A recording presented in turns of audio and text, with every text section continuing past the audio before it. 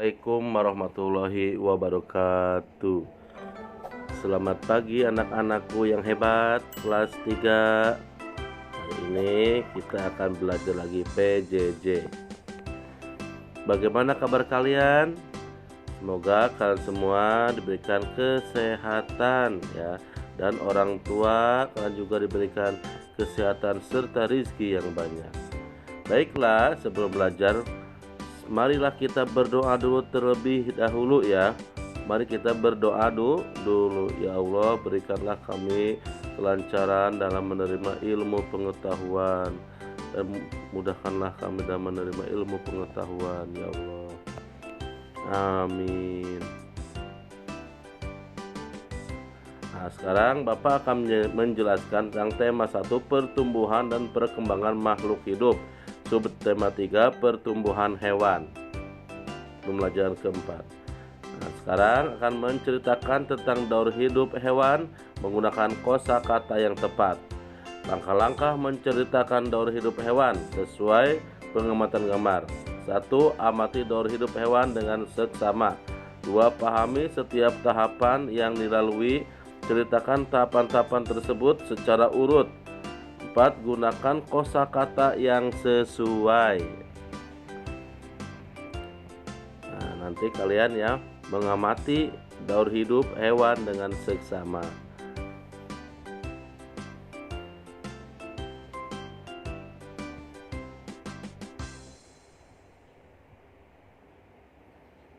Nah, di sini kan ada ini apa namanya? Ada daur hidup kupu-kupu ya. Gambar di atas menunjukkan daur hidup kupu-kupu. Setelah beberapa hari, telur kupu-kupu menetas menjadi ulat. Ulat memakan daun-daunan sehingga tubuhnya menjadi besar. Ulat mencari tempat untuk berdiam diri dan membentuk kepompong. Setelah itu, tubuh ulat berubah menjadi kupu-kupu. Semua makhluk hidup memiliki daur hidup. Betapa sempurnanya ciptaan Allah. Kalian masih ingat gak yang lagu kupu-kupu, yang telur kupu-kupu, ulat kepompong? Nah, sekarang tahap pertama ya, tahap pertama telur. Daur hidup kupu-kupu dimulai dari telur yang dikeluarkan kupu-kupu ya. Terus yang kedua, tahap kedua ulat ya. Setelah beberapa hari, telur kupu-kupu menetas menjadi larva atau ulat. Ulat memakan daun-daunan sehingga tubuhnya menjadi besar. Nah, larva itu memakan daun-daunan ya. Tahap ketiga, kepompong. Setelah berumur kurang lebih 2 minggu ya, ulat akan berhenti makan. Ulat mencari tempat untuk berdiam diri. Nah, itu ya, menjadi kepompong itu ulat itu seperti berpuasa itu. Tahap keempat, kupu-kupu. Kepompong kemudian akan menetas menjadi kupu-kupu. Ya, setelah masa perubahannya selesai, kepompong kemudian menetas menjadi kupu-kupu. Kupu-kupu kemudian akan kembali bertelur. Begitulah proses ekosistem selanjutnya.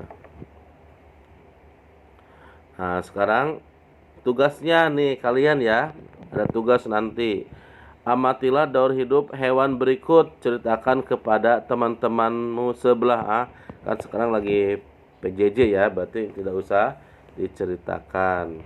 Tapi ditulis, digambar, nanti gambar itu ya, daur hidup katak ya, dikatak, terus digambar, terus diceritakan dalam sebuah kertas, nanti dikumpulkan ya. Nah, sekarang ini menjaga persatuan dalam memberi dan menerima saran. Cara-cara yang dapat dilakukan agar terwujud kerukunan. Ya, mengajari teman yang kesulitan dalam memahami pelajaran. Terus bekerja sama mengumpulkan sumbangan untuk korban bencana alam. memberikan saran kepada teman, dan juga mau menerima saran dari teman. Nah, itu adalah cara-cara yang dapat dilakukan agar terwujud kerukunan dalam menjaga persatuan.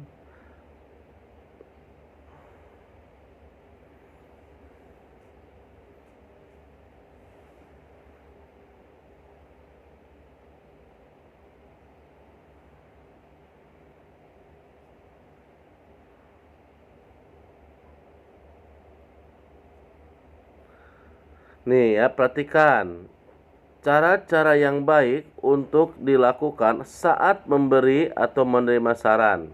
Yang pertama, memberi saran dengan cara santun, sopan ya.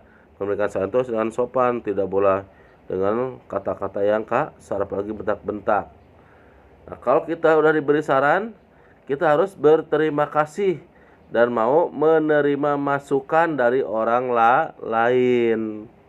Nah, selanjutnya, kalau ada yang memberikan saran pada kita, kita tidak boleh memotong pembicaraan ya orang yang sedang memberikan saran kepada kita.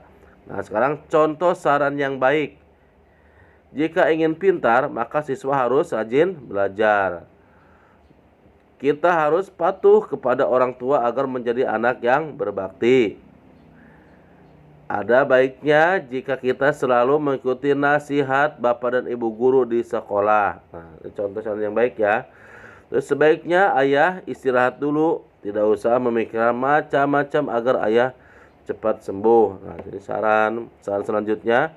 Ada baiknya agar ibu memikirkan sekali lagi agar tidak menyesal setelah mengambil keputusan ini. Selanjutnya, hendaknya bapak dan ibu jangan terburu-buru mengambil keputusan agar keputusan yang diambil benar-benar keputusan yang baik.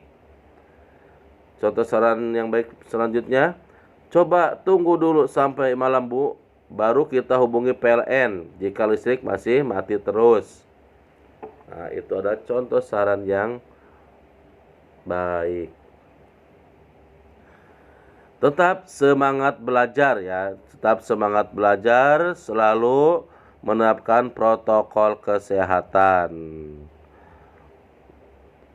Pertama, selalu memakai masker, mencuci tangan, menjaga jarak, tidak boleh berkerumun.